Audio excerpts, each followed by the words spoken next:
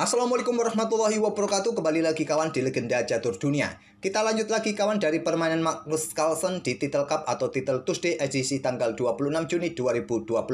Sambil menunggu babak pertama dari Grand Chess Tour seri kedua nanti malam kawan, Romania Chess Classic. Jangan lupa ulasan-ulasannya, besok kita akan ulas kawan game-game dari Grand Chess Tour seri kedua itu. Tapi terlebih dahulu kita akan coba lihat satu game lagi dari permainan Magnus Carlsen.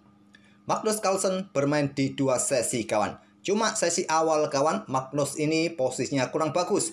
Finish di posisi ke-15 dengan 7 kali menang, 3 kali remis, 1 kali kalah. Nah, kekalahan Magnus Carlsen pada game terakhir babak 11 tadi sudah kita otak-atik. Magnus di roasting oleh Alexander Grischuk. Sedangkan untuk sesi akhir, Magnus Carlsen berebut tempat kawan di posisi teratas dengan dua pemain lainnya. Ada Denis Lazovic, ada Hans Niemann Moke, dan juga Magnus Carlsen dengan 9,5 poin. Magnus kalah tiebreak sepertinya kawan. Nah, untuk permainan Magnus Carlsen yang akan kita ulas ini bukan game kekalahan lagi. Game pembuka Magnus Carlsen kalah kawan. Di sesi awal dia kalah game terakhir. Di sesi kedua dia kalah pada game pertama. Bukan game ini yang akan kita ulas. Yang kita ulas di babak ke-7 kawan menghadapi Grandmaster asal Spanyol dengan ide permainan King's Gambit dari Magnus Carlsen. Ini bisa jadi bahan referensi kalian saat bermain dengan King's Gambit kawan. Apalagi hitam merespon dengan pertahanan scallop atau scallop defense kuda F6 serang pion. Pion E5 pilihan utama kawan di posisi ini oleh Magnus. Kuda H5 juga peta utama bagi kuda hitam ini. Dan Magnus melangkah menteri E2 juga masih langkah utama kawan. Setelah gajah E7, di sini biasanya pion D4 kawan yang paling banyak. Stockfish menyarankan seperti itu. Kuda C3 juga merupakan opsi utamanya kawan untuk mempercepat pengembangan perwira sisi menteri. Nanti diikuti pion D4, gajah keluar, opsi rokade panjang. Kuda C3 pilihan Magnus. Ada rokade. Percuma juga kalau kalian melakukan serangan di sini kawan. Percuma juga. Berharap raja tidak bisa rokade. Memang raja kemungkinan tidak akan dirokadekan karena diblokade oleh menteri kawan. Tapi raja akan nyaman kawan. Gajah terang segera keluar. Mungkin tempo serang kuda. Benteng keluar kawan. Raja bisa bersembunyi. Seperti halnya rokade. Tak ada masalah buat putih. Malah Engine menilai dengan melakukan serangan seperti ini, posisi putih atau tempo inisiatif akan dimiliki oleh putih ke depannya. Kurang bagus melakukan serangan saat ini. Jadi dia amankan raja rokade. Pilihan bagus. Baru sekarang pion D4 lanjut Magnus. Ada pion D6. Tantangan ditolak kawan dengan gajah D2 oleh Magnus. Kosongkan segera jalur rokade panjang kawan. Kuda C6. Nah, kalau kalian melakukan atau memilih jalur pertukaran seperti ini terlebih dahulu, tak ada masalah juga bagi putih atau hitam kawan. Baru diikuti kuda ke petak C3, maksud saya ke petak C6, ataupun gajah ini keluar ke petak G4, pion C6 bisa dilanjutkan kawan. Bahkan dengan pion G6 juga. Dan putih akan rokade panjang. Tapi hitam memilih tadi dengan kuda C6-nya untuk menyerang pion pusat ini kawan. Apakah diikuti dengan gajah G4 nanti? Magnus rokade panjang, gajah G4 kawan, menekan pion yang di sini. Menteri naik ke petak E4 dan hitam melanjutkan pertukaran pion. Kurang bagus ternyata kawan. Apa langkah terbaiknya? Pion G6 yang terkuat untuk antisipasi pergerakan gajah bersama menteri ini. Tapi memilih pertukaran untuk membuka permainan. Pion dipukul pion E5, pion diambil balik pion E5. Dan di sini menteri C8 untuk menghindari lajur dini kawan dan berkoneksi dengan gajahnya. Dan Magnus merespon dengan kuda D5 serang gajah gelap. Di sini kawan hitam melangkah benteng E8 perkuat posisi gajahnya. Magnus gajah D3 awas ancaman pada petak H7. Blokade dengan pion G6. Dan Magnus melangkah atau aktifkan gajah-gajah snipernya kawan pada diagonal-diagonal serang yang bagus sekarang. Dan di sini gajah F8. Berencana mungkin via Viajento buka lajur ini kawan bagi bentengnya untuk serang pion di sini. Nah, sekarang ada benteng HE1. Magnus mengeluarkan benteng-bentengnya ke lajur pusat. Gajah G7. Magnus melangkah gajah B5 kawan.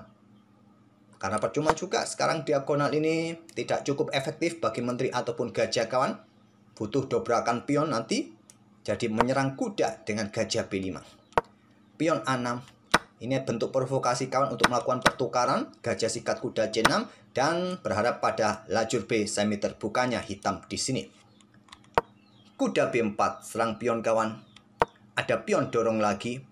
Kuda ke D3 serang pion sekarang di sini dan di sini juga garpu pada dua pion.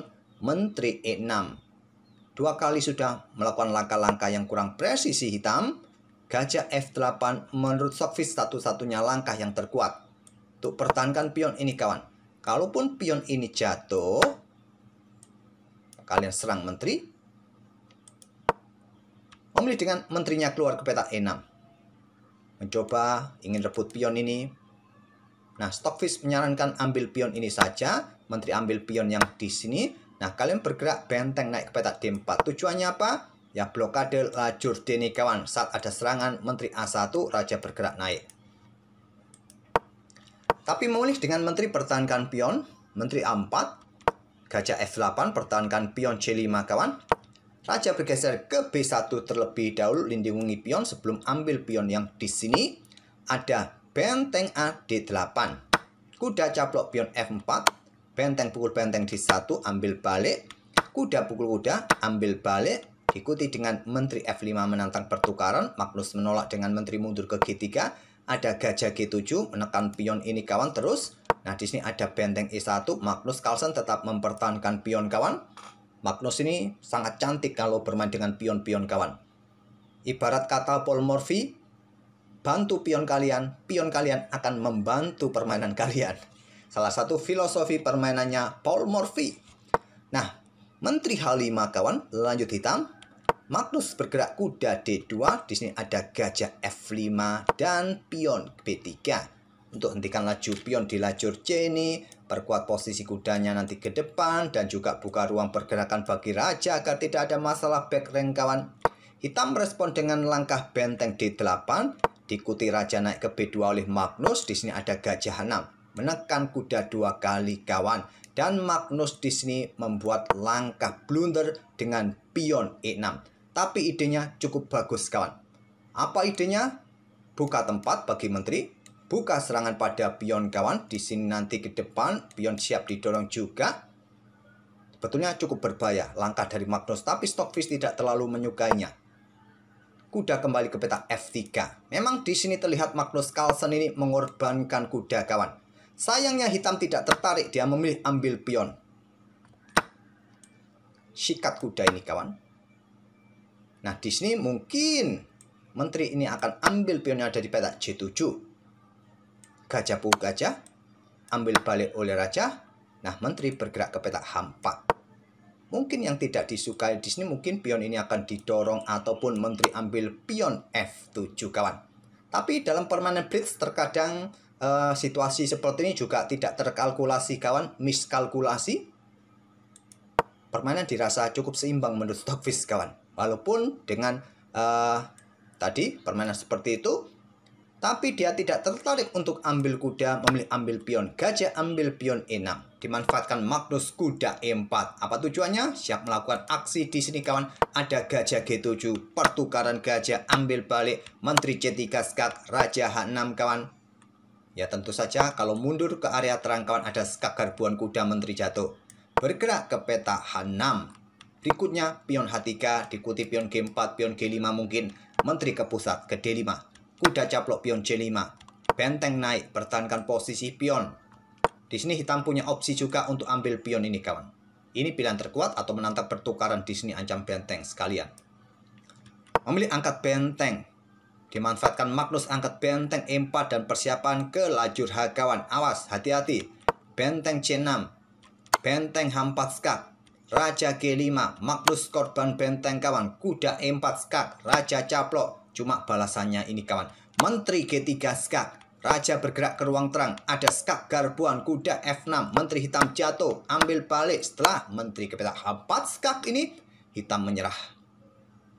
Karena apabila permainan tetap dilanjutkan, maka akan jadi seperti ini kawan. Nah, bergerak ke sini tak ada pilihan yang lain. Diikuti menteri ke sini skak, gajah jatuh di langkah berikutnya kawan. Dan tentu saja dengan kekuatan menteri melawan benteng, tidak cukup benteng melawan menteri kawan, kalian pasti sudah tahu.